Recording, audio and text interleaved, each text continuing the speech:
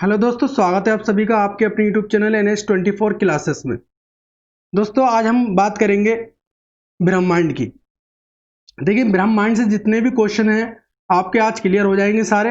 आप बस इत्मीनान रखकर जो है आप क्लास को देखें और लास्ट तक देखें क्लास को। चलिए स्टार्ट करते हैं। देखिए, ब्रह्मांड में जो है आकाशीय धूल कण, ठीक है, किससे बना है ब्रह्मांड? आकाशीय ब्रह्मांड जो है हमारा आकाशीय धूल कण, ठीक है, आकाशीय धूल कण हो गया आपका। इसके बाद में उल्का पिंड, तीसरी चीज हो गई आपकी गिरह, उपगिरह, चौथी चीज हो गई आपकी तारे, पांचवी चीज हो गई आपकी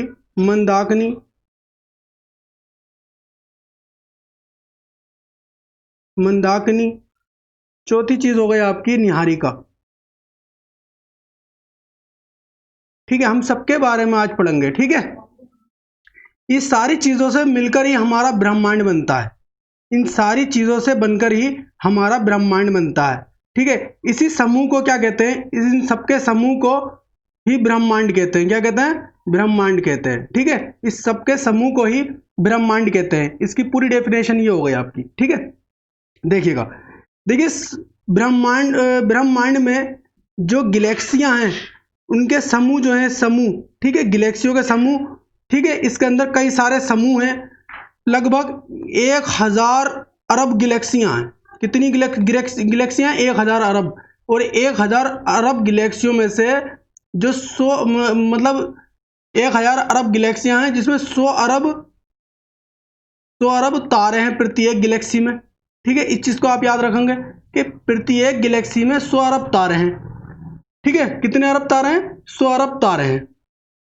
देखिए, अब मैं आपको बताता हूं ब्रह्मांड की उत्पत्ति कैसे हुई है। देखिए, ब्रह्मांड के और उत्पत्ति के संबंध में कई विद्वानों ने विचारधाराएं दी हैं।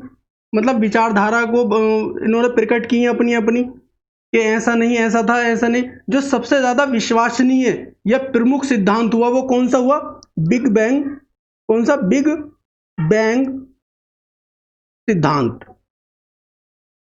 जिसको हम बिग बैंग थ्योरी के नाम से जानते हैं। ठीक है, ये इसको हम कह सकते हैं महाविस्फोटक महाविस्फोटक सिद्धांत। क्या कह सकते हैं हम? महाविस्फोटक सिद्धांत कह सकते हैं। ठीक है, इस महाविस्फोटक सिद्धांत को जो है जॉर्ज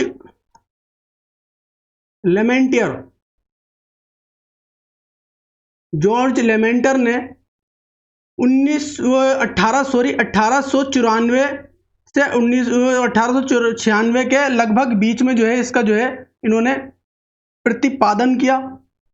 ठीक है, इसका प्रतिपादन किया। इसके बाद में क्या हुआ? रॉबर्ट बैगनर ने इसको प्रसारित किया। ठीक है, इसको आगे प्रसारित किया। इतनी बात आप याद रखेंगे। क्या क्या प्रसारित किया? ब्रह्मांड में मैंने आपको बता दिया कि किस तरीके से जो है तारे, मतलब गैलेक्सियां हैं। ठीक है, देखिए इसके बारे में और मैं आपको और चीज बताता हूं। देखिए, मान के चलिए हमारा क्या है? ब्रह्मांड। ठीक है, इस ब्रह्मांड में ये एक गैलेक्सियां हैं। ठीक है, ये क्या है? आपको मैं चित्र के माध्यम से अच्छे से लिखवाता भी रहूंगा। ब्रह्मांड है ये। ठीक है, क्या है? ब्रह्मांड। ये क्या है? ये गैलेक्सियां हैं। क्या है? गैलेक्सियां। इस गैलेक्सियों में से हमारी एक गैलेक्सी है जिसका नाम है आकाशगंगा। क्या नाम है? आकाशगंगा। इसको ही हम कहते हैं दुध मेखला। क्या कहते हैं? दुग्ध मेखला या मिल्की वे। क्या कहते हैं? मिल्की वे। ठीक है, क्या कहेंगे? मिल्की वे। इसके बीच में है आपका सूर्य, सूर्य कह दो या तारा, ठीक है। इसके बीच में क्या, सूर्य या तारा, ठीक है। मान के चलिए ये हमारा जो है सूर्य है, ठीक है, और इसके बाद में ये जो है ग्रह हैं, ठीक है। ये जो ग्रह है आपका, ये वाला ग्रह, ये है पृथ्वी। क्या है, पृथ्वी है जिसपे हम रहते हैं। आपको आपको ये चीज समझ में आ गई, ठीक है। बस इसका जो आकार है, किसका, इसका जो आकार है आकाशगंगा का, आकाश गंगा का आकार, इसके अगर आकार की बात करें, इसका आकार कैसा, सर्पिलाकार है। कैसा, सर्पिलाकार है। बहुत सारी गैलेक्सियों का आकार गोल भी हैं, बहुत सारी गैलेक्सियों का आकार तिरछे लंबे भी हैं, पर ये कैसा है, ये है सर्पिलाकार, ठीक है। इतनी आप बात याद रखेंगे। देखते हैं आगे, चलिएगा बात करते हैं निहारिका की। देखिए निहारिका की अगर हम बात करें तो ये बहुत तेज प्रकाश, इसमें जो होता है, क्या होता है, ये एक बहुत तेज प्रकाश उत्पन्न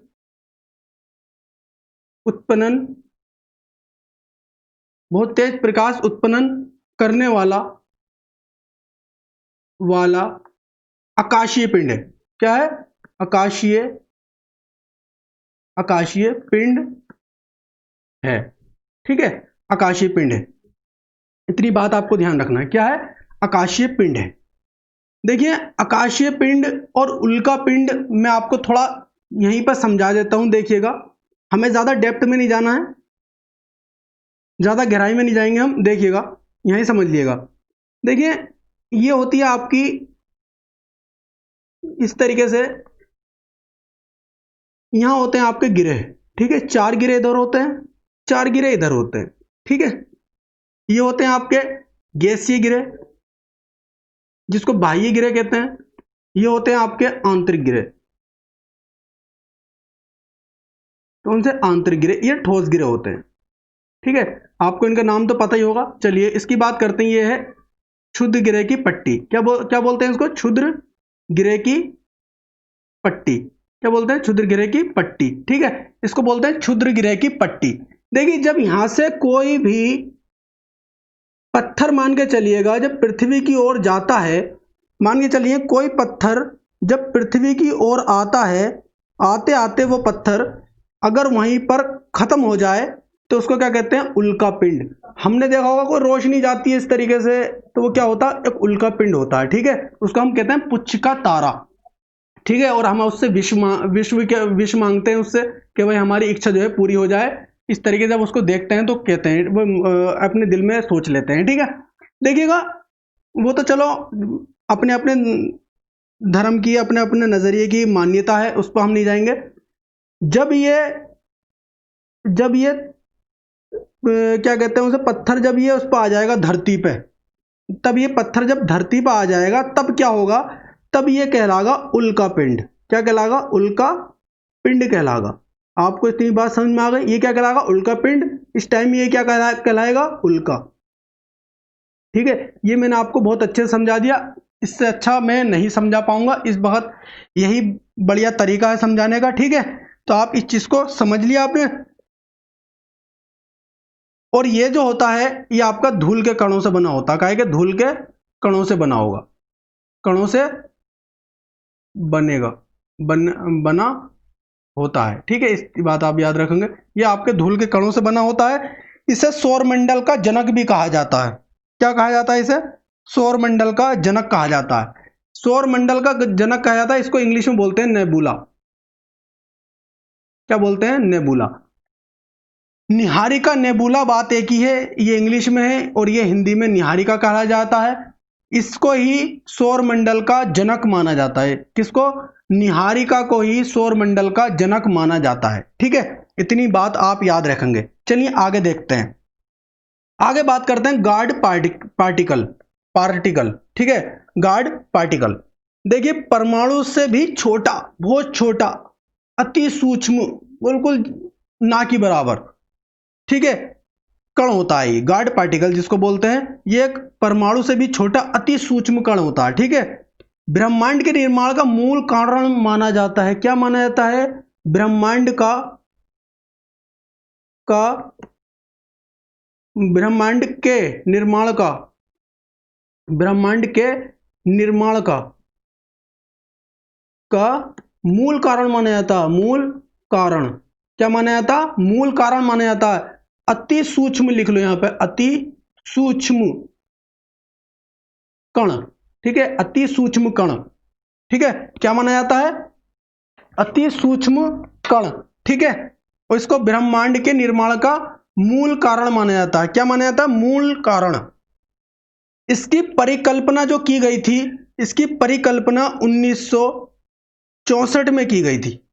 कब की गई थी? 1964 में। किसने की थी? पीटर हिंग्स ने। किसने की थी? पीटर हिंग्स ने की थी। फिर भारतीय वैज्ञानिक जिनका नाम था सत्येंद्र नाथ बोस, इन्होंने इस पर संबंधित एक विचार, इन्होंने भी इस पर संबंधित विचार दिया। तो इसका नाम बाद में क्या कर दिया गया था? इसको बाद में कहने लगे थे हिंग्स, क्या बोले? हिंग्स बोसॉन, हिंग्स बोसॉन, ठीक है। इसको बाद में ये कहने लगे थे, ठीक है। इतनी बात आपको समझ में आ गई होगी। चलिए आगे देखते हैं डार्क मैटर। देखिए डार्क मैटर क्या होता है? ब्रह्मांड में ऐसे पदार्थ हैं जो नहीं दिखाई देते हैं। कैसे पदार्थ? जो नहीं दिखाई देते हैं। ब्रह्मांड में ऐसे पदार्थ हैं, पदार्थ जो नहीं दिखाई देते हैं, जो नहीं दिखाई देते हैं, जो अदृश्य हैं, ठीक है, जो अदृश्य हैं, जो नहीं दिखाई देते हैं।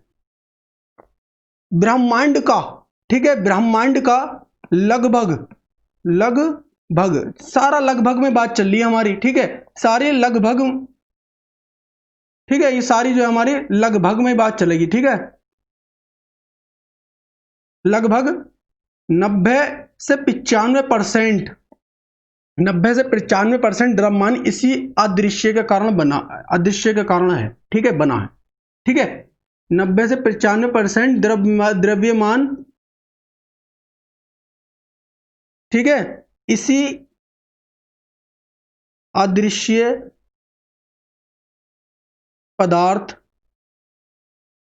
के कारण है, ठीक है। इतनी बात आप याद रखेंगे, बस इतना ही डार्क मैटर के बारे में हम बात करेंगे। चलिएगा, देखिए तारामंडल। देखिए तारामंडल क्या होता है, मैं तारामंडल आपको देखो समझा देता हूं। एक तारों के समूह को ही तारामंडल कहा जाता है। इसमें बस आप एक चीज ध्यान रखना, जैसे कि आपने एक ये, ठीक है, एक ये और एक ये, ठीक है, इस तरीके से आपने कुछ तारे देखा होंगे, ठीक है, इस तरीके से आपने तारे देखा होंगे आसमान में। इन्हें कहते हैं सप्तऋषि। सप्त ऋषि क्या कहते हैं? सप्तऋषि कहलाते हैं ये सप्तऋषि ऐसे ही समूह के जो है 88 तरह के जो है समूह पाए जाते हैं आकाश में, ठीक है, तारामंडल में। जिसमें क्या कि होता है आपका, इसको बोलते हैं ऐसे कुछ बोलते हैं इसको, चलिए आपको अगर याद आ रहा हो तो बड़ा सा चमकीला सा एक तारा होता है, उसको क्या कहते हैं वो आप मुझे कमेंट बॉक्स में बताएंगे, ठीक है। चलिएगा, क्वेसर। क्वेसर, क्वेसर क्या होता है देखिएगा। क्वेसर जो होता है ये आकाशीय पिंड है। क्या है? ये एक आकाशीय पिंड है। ये क्या है? आकाशीय पिंड है। ये भी आकाशीय क्या है? पिंड है, ठीक है। अब ये कैसा पिंड है? ये आकाशीय पिंड कैसा पिंड है इसको हम देखेंगे। ये है एक आकाशगंगा का छोटा सा पिंड, छोटा पिंड है ये, जो आकार में, आकार कैसा है इसका? आकार है एक छोटा, छोटा आकार है इसका, छोटा आकार का पिंड है, ठीक है। और ये अधिक मात्रा में ऊर्जा उत्पन्न करता है। ये अधिक मात्रा में ऊर्जा उत्सर्जन करता है। क्या करता है, अधिक मात्रा में ऊर्जा उत्सर्जन करता है। ठीक है, अगर इसकी खोज की बात की जाए इसकी, तो ये लगभग 1962 में इसकी खोज की गई थी। ठीक है, बस इतना याद रखेंगे आप। चलिए आगे देखते हैं, तारे के बारे में बात करेंगे हम बहुत अच्छे से। देखिए, अगर हम तारे के बारे में अगर हम बात करें तो तारे के निर्माण के बारे में हम बात करेंगे। सबसे पहले तारों का निर्माण कैसे होता है। देखिए, तारे का जो निर्माण है वो विभिन्न प्रकार की गैस और धूल कणों से तारे का निर्माण होता है। कैसे? विभिन्न प्रकार की गैसों और धूल कणों से तारों का निर्माण होता है। ठीक है, कैसे? देखिएगा, मैं लिखे देता हूं आपके लिए। विभिन्न प्रकार की गैसें प्लस धूल कण। ठीक है, इससे जो है तारों का निर्माण होता है। तारे जो हैं ये एक तरह के गैसीय गोला है। क्या है ये? गैसीय गोला है तारा क्या है? गैसीय गोला है। तारे में अपना प्रकाश नाभिकीय संलयन से होता है। ठीक है, आप पूछे तारे में प्रकाश कहां से आता है, तो ये होता है नाभिकीय। तारे में प्रकाश ये आता है नाभिकीय ऊर्जा, नाभिकीय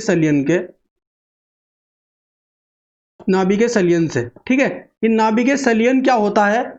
नाभिकीय संलयन होता है, मान के चलिए ये है हाइड्रोजन और ये होता है हीलियम। दो हाइड्रोजनों से मिलकर एक हीलियम का निर्माण होता है। दो हाइड्रोजनों से मिलकर एक हीलियम का निर्माण होता है, जिसमें कि हाइड्रोजन अधिक होगा, ठीक है, और ये हीलियम कम होगा। ठीक है, हाइड्रोजन अधिक होगा, हीलियम कम होगा। नाभिकीय संलयन के बारे में मैंने आपको बता दिया कि दो छोटे नाभिक जुड़कर एक बड़ा नाभिक का निर्माण करते हैं।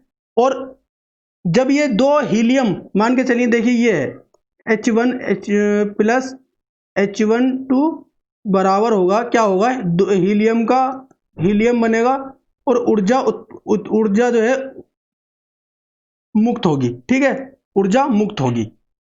क्या होगा? ऊर्जा मुक्त होगी। ठीक है, यह प्रक्रिया तब तक चलेगी जब तक हाइड्रोजन पूरी तरह हीलियम में ना बदल जाए। ठीक है, यह प्रक्रिया कब तक चलेगी?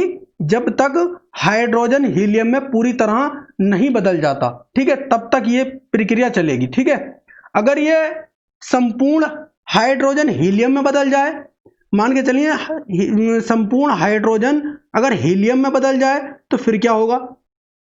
तब यह ऊर्जा का निर्माण जो इसकी क्षमता है वो कम हो जाएगी। ठीक है, तब तारे की ऊर्जा निर्माण की जो क्षमता है वो क्या होगा? कम हो जाएगी। ठीक है, जो तारा चमकीला था अब वो लाल हो जाएगा। कैसा हो जाएगा? मान के चलिए तारा जो हमारा कैसा था? तारा चमकीला था, चमकीला।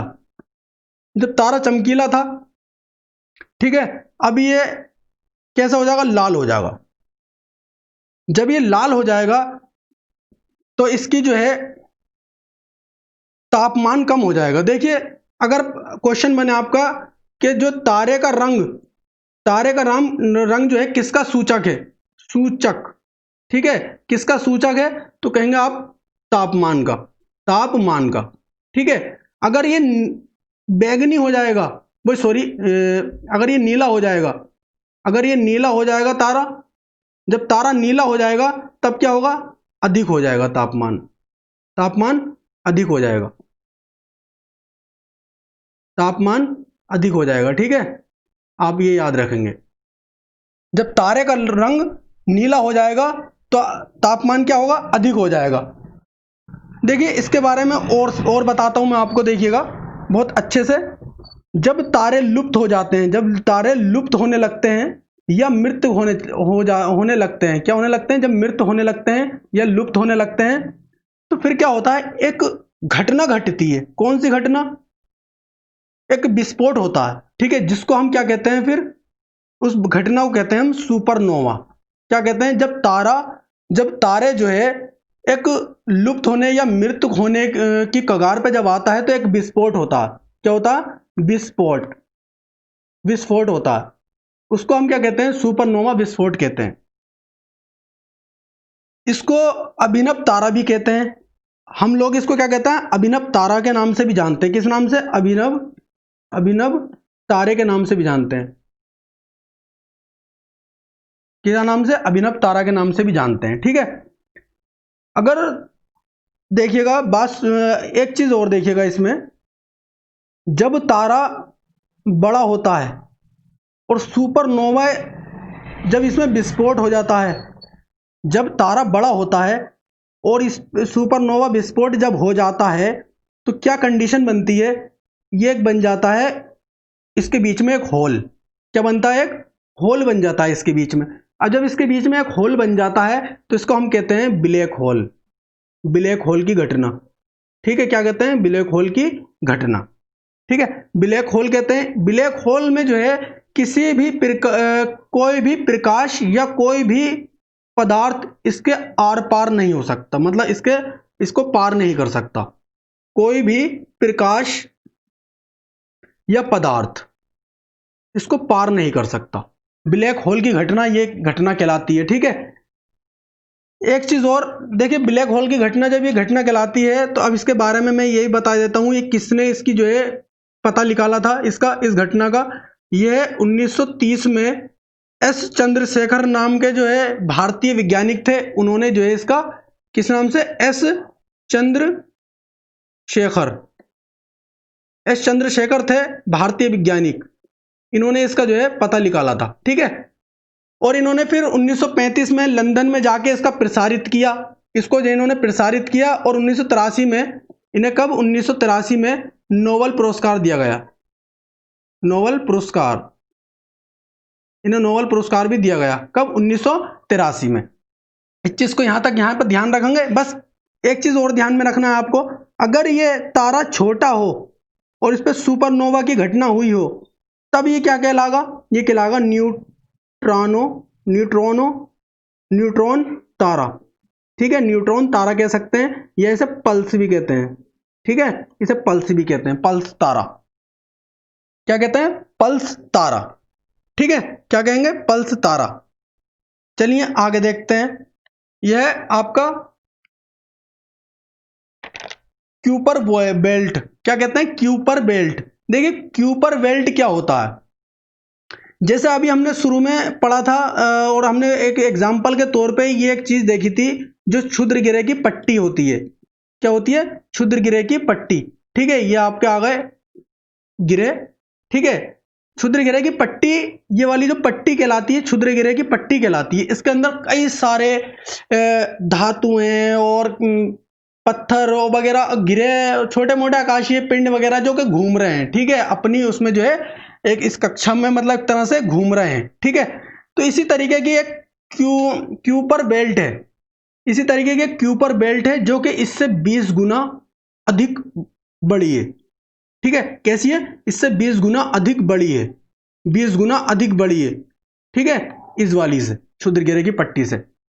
और इसमें मलबे की बड़े, ये जो है कैसी पट्टी है? मलबे की बड़ी पट्टी है, जिसमें के 20 से, इस वाले के मलबे से 20 से 200 गुना ज्यादा इसमें मलबा है। कितना? 20 से 200 गुना ज्यादा इस क्यूपर बेल्ट के अंदर मलबा मिलेगा आपको। ठीक है, नेपच्यून के बाद इसकी जो है उत्पत्ति का पता चला था। किसके बाद में? नेपच्यून के बाद में। देखिए, नेपच्यून वाला, ये वाला गिरा है, मान के चले, ये वाला जो है अरुण है और ये वरुण है, और ये था नेपच्यून। देखिए, नेपच्यून को जो है 2016 में जो है इसे गिरोह की लिस्ट में से बाहर कर दिया गया। ठीक है, इसलिए 8 गिरे रह गए हैं। पहले कितने गिरे थे? 9 गिरे थे। ठीक है, सारी चीजें हम क्लियर करते चलेंगे। ठीक है, अब इसमें, इस पट्टी में आपको क्या मिलेगा? देखिए, इस पट्टी में आपको मिलेगा अमोनिया। क्या मिलेगा? अमोनिया। और क्या मिलेगा? मीथेन। क्या मिलेगा? मीथेन और बर्फ मिलेगी। ठीक है, ये तीनों चीजें इस वाली क्यूपर बेल्ट में आपको ये चीजें मिलेंगी। और कहा जाता है कि धूमकेतु जो होते हैं, धूमकेतु का आगमन है, धूमकेतु का आगमन यहीं से माना गया। ठीक है, गया है। ठीक है, बस इतना ध्यान रखेंगे। आपको यह ध्यान रखना है कि इसका जो है धूमकेतु का आगमन यहीं से माना गया है। इसकी खोज की और हम बात करें, अगर हम खोज की बात करें तो इसकी खोज कब हुई होगी? इसकी खोज हुई है 1992 में। कब हुई है? 1992 में इसकी खोज की गई थी। ठीक है, इतनी बात आपको समझ में आ गई। और ये पूरी तरह जो है अगर देखा जाए तो ये बर्फ, देखिए बर्फ से बनी है ये। ठीक है, ये जो क्षुद्र ग्रह के समान है, और ये जो पट्टी है आपकी बर्फ से बनी हुई है। ठीक है, इसमें अमोनिया मिलेगी आपको, अमोनियाई बर्फ या मीथेन और बर्फ से, ये तीनों चीजें जो है इसके अंदर मिलेंगी। ठीक है, तो दोस्तों आज का क्लास बस यहीं समाप्त होता है। अगर हमारा वीडियो आपको पसंद आया हो तो कमेंट्स करें, बताएं हमें कि आपको ये वीडियो कैसा लगा, और लाइक करें और शेयर करें अपने दोस्तों के साथ में। Thanks for watching.